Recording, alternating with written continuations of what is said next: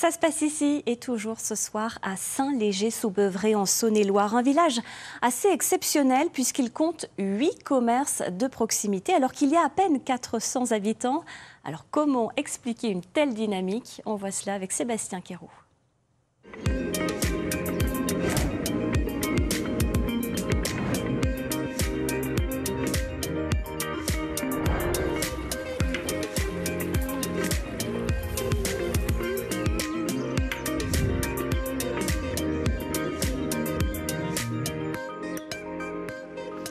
Une boulangerie, une pharmacie, 2 restaurants, un salon de coiffure et tout cela dans un village de 370 habitants. Bienvenue à Saint-Léger-sous-Beuvray dans le Morvan. Ici, en l'espace de quelques mois, 2 nouvelles boutiques ont vu le jour. Alors comment expliquer cette vitalité en milieu rural? Bonjour à toutes les deux. Bonjour. Ségolène Mathieu, vous êtes originaire de Marseille et vous avez ouvert ce commerce ici, dans le Morvan, en juillet dernier. Ouais. Pourquoi si loin de la cité phocéenne? En fait, avec mon compagnon, on est tombé amoureux du Morvan quand on est venu en vacances. On cherchait une maison en Bourgogne et puis on est tombé amoureux du Morvan. Par contre, je crois qu'il a fallu beaucoup de travaux avant d'arriver à ce résultat.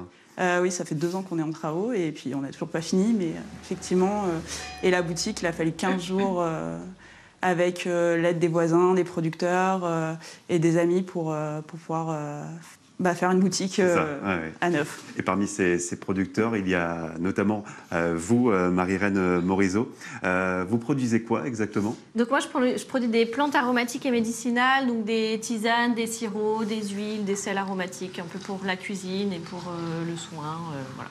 Et donc vous avez contribué aussi justement à l'installation de cette boutique? Oui, on a réfléchi un peu à ce projet ensemble avec tous les producteurs et du coup, comme il fallait que ça aille un peu vite aussi, on a tous mis la main à la pâte et on était tous contents de participer à ce projet. Pourquoi c'était important de contribuer à ce projet? En fait, nous, en tant que producteurs, on a tous besoin de trouver des débouchés, de rester dans un circuit assez local. Plus on a de boutiques, mieux c'est pour nous. Donc, Je vois qu'il y a une épicerie là, juste en face, qui vient d'ouvrir. Ça risque pas de vous faire de l'ombre? Alors pas du tout, parce qu'on n'est pas du tout sur les mêmes créneaux. Et au contraire, en fait, on est dans une bonne dynamique où on travaille ensemble. Les 2 projets, on les a quasiment montés en même temps et on a discuté. Et il n'est pas rare de voir des gens qui viennent ici acheter une tisane de Marie-Reine et aller acheter du café en face. Et en fait, il y a une émulation, la boulangerie, etc., le marché. Et en fait, c'est positif pour tout le monde.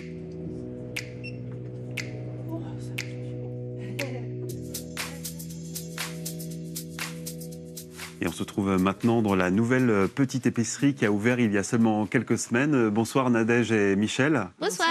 Pourquoi avoir ouvert cette épicerie ici à Saint-Léger? Alors ce projet, au départ, c'était un projet pour ma fille et moi. Et en cours de route, elle m'a laissé le petit projet en cours de route pour raisons personnelles. Et donc j'en ai parlé avec 2 collègues de travail et on a repris le projet de la petite épicerie ensemble. Qu'est-ce qui vous a donné envie de faire ça ensemble? Alors ça fait depuis plus d'1 an qu'il n'y a pas d'épicerie à Saint-Léger. Il y a beaucoup de personnes âgées, il y a beaucoup de gîtes, des maisons secondaires. Et donc moi j'étais pendant 28 ans déjà boulangère à Saint-Léger.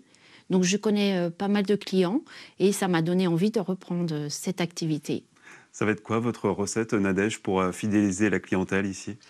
D'essayer de ne pas faire comme tout le monde, c'est-à-dire d'avoir des projets novateurs. On aime bien créer des petits paniers, alors que ce soit au niveau maraîchage, au niveau des produits locaux, etc. Donc voilà, faire des choses nouvelles.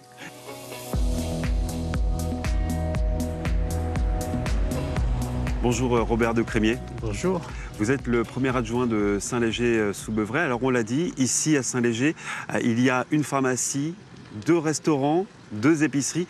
Comment vous expliquez cette dynamique pour un village de 370 habitants? D'abord, le village lui-même est au centre de petits bourgs et de villages un peu moins importants qui, eux, n'ont pas de commerce. Donc il faut qu'on fasse bénéficier tous les habitants de villages alentours de cette dynamique-là que nous essayons de créer.